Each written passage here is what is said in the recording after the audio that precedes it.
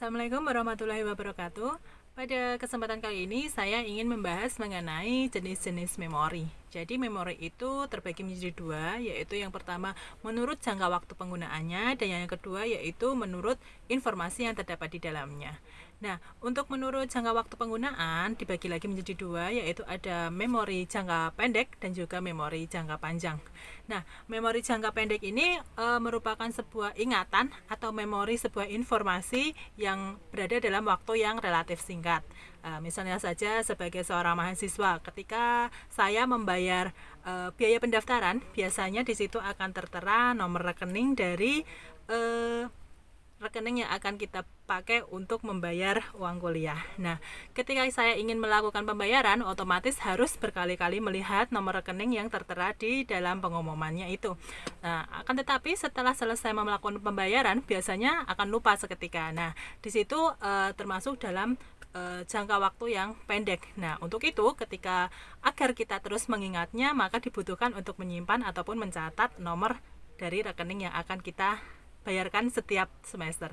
Nah, kemudian yang kedua yaitu memori jangka panjang. Nah, memori jangka panjang itu terjadi karena sebuah informasi yang disimpan dalam waktu yang lumayan panjang. Nah, misalnya saja ketika kita belajar, kita sering mengulang materi-materi pembelajaran, biasanya ingatan-ingatan tersebut akan terus menjadi sebuah ingatan yang berkelanjutan. Misalnya saja ketika kita mendapatkan mata kuliah statistik, di mana di situ terdapat rumus-rumus seperti rumus-rumus probability, kemudian rumus-rumus mencari rata-rata, nilai tengah dan sebagainya. Nah, biasanya rumus-rumus tersebut akan mudah lupa ketika kita hanya belajar dalam sistem SKS, sistem kebut semalam. Tapi ketika kita sering mengulang, sering membaca, sering mengulang, kemudian sering menerapkannya dalam latihan-latihan, maka walaupun sampai dalam jangka waktu yang lama, ingatan tersebut akan terus ada dan akan menjadi sebuah ingatan dalam waktu yang lama.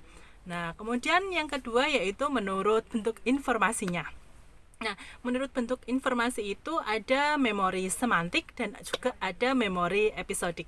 Nah, memori semantik ini biasanya lebih berisi kepada pengetahuan tentang orang, kemudian tentang tempat, dan juga tentang hal-hal lain di dunia yang biasanya sih bersifatnya umum. Nah, misalnya saja ketika saya sebagai mahasiswa UT, pastinya tahu siapa sih rektor UT ya.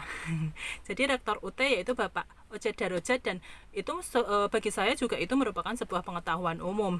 Kemudian misalnya saja ketika ditanya di mana sih kampus UT, semua anak UT pasti tahu kampus pusat dari UT yaitu ada di Tangerang. Nah, seperti itu merupakan sebuah pengetahuan umum.